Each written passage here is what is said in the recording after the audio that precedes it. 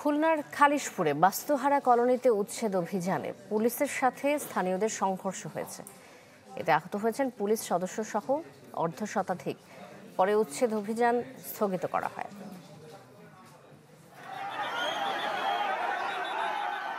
খুলনায় বাস্তুহারা কলোনিতে উচ্ছেদ অভিযান ঘিরে এই সংঘর্ষ। পুলিশ ও গৃহায়ন কর্তৃপক্ষের সাথে স্থানীয়দের সংঘর্ষে রীতিমতো রণক্ষেত্র মুজগুন্নির বাস্তুহারা এলাকা। দফায় দফায় চলা সংঘর্ষে আহত হন পুলিশ সহ অর্ধশত মানুষ। পরিস্থিতি নিয়ন্ত্রণে লাঠিপেটা করে আইনশৃঙ্খলা বাহিনী। ছত্রভঙ্গ করতে নিক্ষেপ করা হয় টিয়ার গ্যাসও।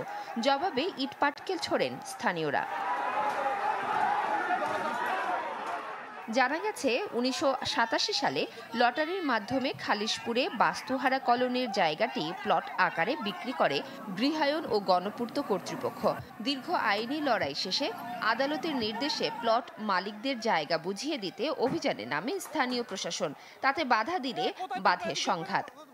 হঠাৎ করে গতকালকে কোনো চিঠিপত্র ছাড়াই আনঅফিসিয়াল কালকে এসে ঘোষণা দিয়ে যায় যে আজকে সকাল থেকে উচ্ছেদ অভিযান 2 দিন চলমান থাকবে। এই এক রাতের ভিতরে এই লোকগুলো কোথায় যাবে? আমাদের একটা পুনর্বাসন করে দেন। আমাদের দাবি একটাই। এভাবে কথাবার্তা চলতেছে ধাম দিয়ে পুলিশ লাঠিচার্জ শুরু করে দিয়েছে। লাঠিচার্জ শুরু করে দিয়ে মহিলা পুরুষ মানে 10-15 জনের মাথা ভাড়ায় ফেলাইছে। গৃহায়ন কর্মকর্তাদের দাবি, ওই এলাকায় প্রায় 30 একর জায়গা রয়েছে তাদের। এর মধ্যে বেদখল বেশ কিছু প্লট। সংঘর্ষের পর বন্ধ রাখা হয় অভিযান। এখানে তারা উচ্ছেদ করবে, তারা আমাদের সাহায্য চেয়েছিল আইন শৃঙ্খলা রক্ষা করার জন্য। আমরা তাদেরকে আইন শৃঙ্খলা রক্ষা করার জন্য তাদেরকে চাহিদা অনুযায়ী আমরা ফোর্স তাদেরকে দিয়েছিলাম। তারা যখন দেখলো যে পরিস্থিতিতে তাদের অনুকূলে না, তারা এই উচ্ছেদ অভিযান স্থগিত করেছেন। স্থানীয়দের দাবি, মুক্তিযুদ্ধের পর থেকে এই কলোনিতে ভূমিহীন প্রায় 200 পরিবার বসবাস করে আসছে। Desk report, channel 24।